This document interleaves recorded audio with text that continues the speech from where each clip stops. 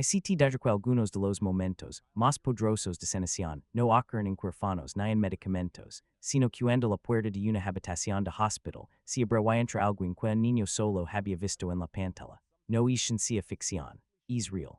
Y en esos pocos segundos, algo invisible cambia dentro de un paciente. El miedo baja, la esperanza sub y la enfermedad deja de ser lo único en la habitación. En distintos hospitals del mundo se ha documentado un fenómeno que combina medicina, psicología y comunicación humana, la influencia positiva del apoyo emocional en pacientes pediátricos.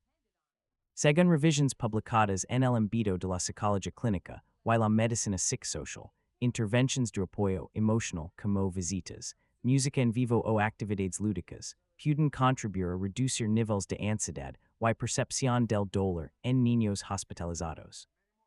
En algunos estudios sobre hospitalización pediátrica, se ha observado que las interventions psicosociales pueden reducir la ansiedad por procedimiento en porcentajes que oscilan entre el 20% y el 40%, dependiendo del tipo de intervención y la duración del tratamiento.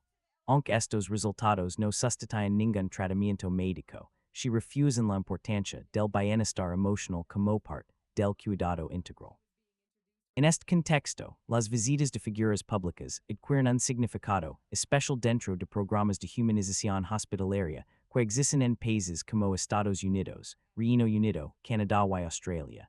Estos programas buscan integrar el apoyo psicológico, la terapia recreativa y la interacción social dentro del entorno clínico. En hospitals pediátricos de alta complejidad, se ha reportado que hasta el 70% de los centros con unidades oncológicas infantiles incorporan algún tipo de intervención recreativa o emocional como parte de su protocolo de cuidado complementario. La intención no es reemplazar la medicina, sino reducir el impacto psicológico de estancias largas, que en algunos casos pueden superar varias semanas o incluso meses.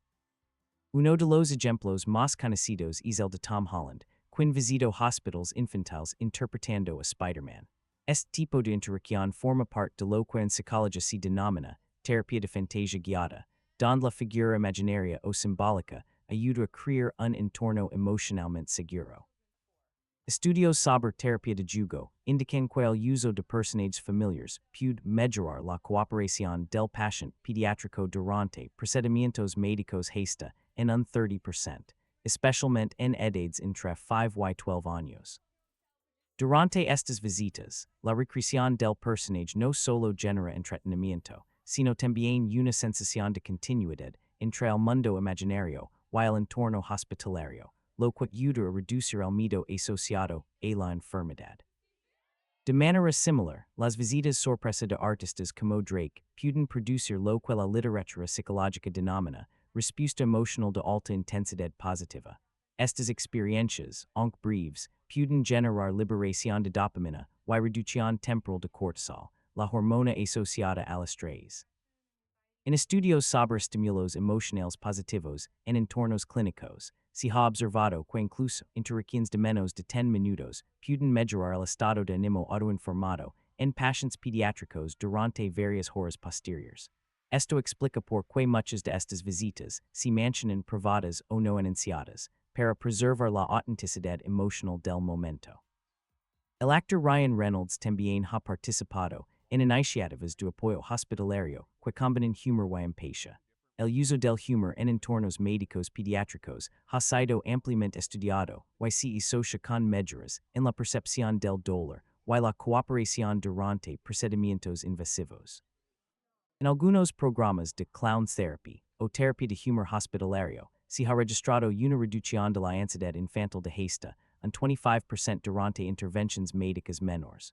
Reynolds, al emplear un estilo conversacional ligero y cercano, reproduce de forma espontánea elementos similares a estas prácticas clínicas, reforzando la idea de que la comunicación emocional puede ser terapéutica.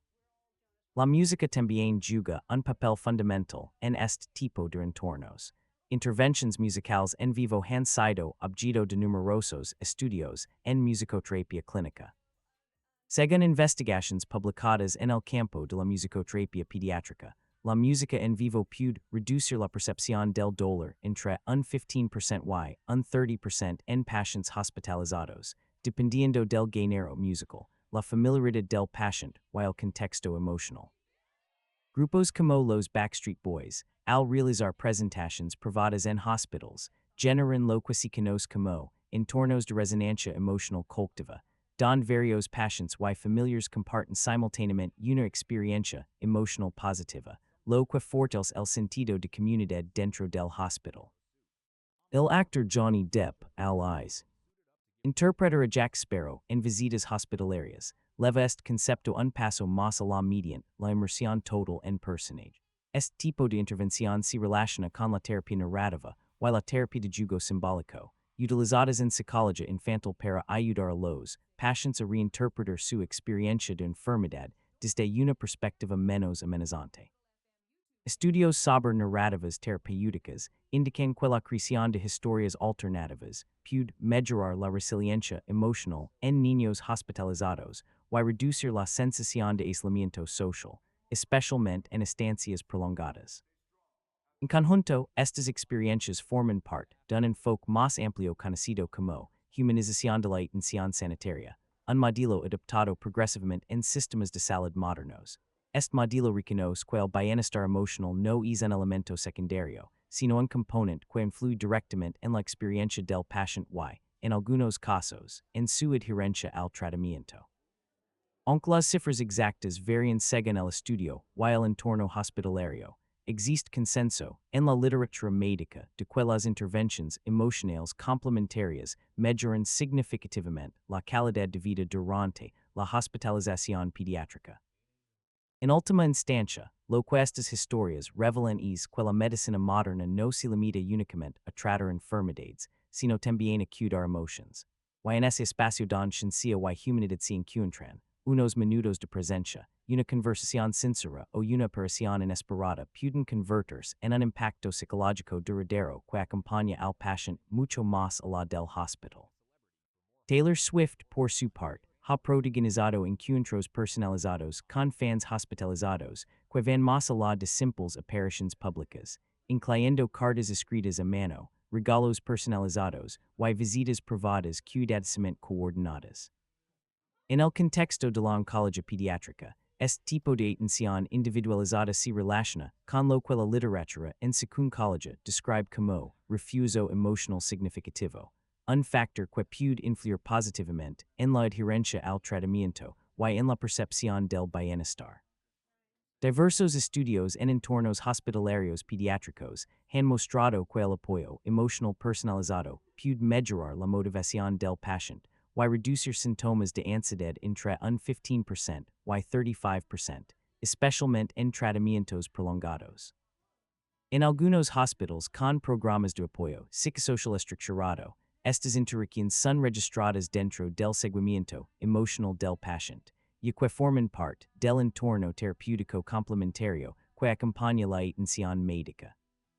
También se han documentado momentos profundamente emotivos con artistas como Miley Cyrus, quien ha mostrado reacciones emocionales genuinas ante interpretaciones musicales realizadas por pacientes jóvenes.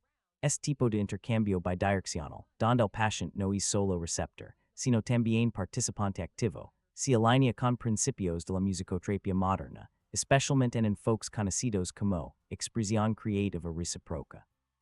Según revisiones en terapia artística, la participación activa del paciente en actividades creativas puede mejorar la autoestima y reducir la sensación de aislamiento social en aproximadamente un 20% en contextos de hospitalización prolongada. Además, este tipo de interacción favorece la conexión emocional entre paciente y entorno, lo que puede contribuir a una mejor disposición psicológica durante el tratamiento. En el ámbito del cine de superhéroes, actores como Chris Hemsworth y Tom Hiddleston han participado en dinámicas interactivas donde los niños asumen el rol de entrevistadores o conductores de entrevistas. Este tipo de actividad se relaciona con el concepto de empoderamiento simbólico, ampliamente estudiado en psicología infantil.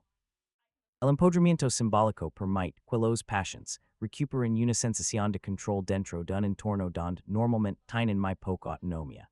Estudios en psicología hospitalaria indican que cuando los niños participan en actividades donde toman decisiones o lideran la interacción, su nivel de ansiedad puede reducirse entre un 10% y 30%, especialmente antes de procedimientos médicos. Este tipo de dinámicas no solo generan entretenimiento, sino que también refuerzan la confianza y la participación activa del paciente en su propio entorno. Incluso figuras del deporte, y el entretenimiento, como John Cena, han utilizado eventos públicos para reconocer a niños que enfrentan enfermedades graves, convirtiendo estadios con capacidades de decenas de miles de personas en espacios de reconocimiento emocional. Este tipo de visibilización tiene un impacto doble. Por un lado, fortalece la autoestima del niño al ser reconocido públicamente, y por otro, aumenta la conciencia social sobre enfermedades infantiles.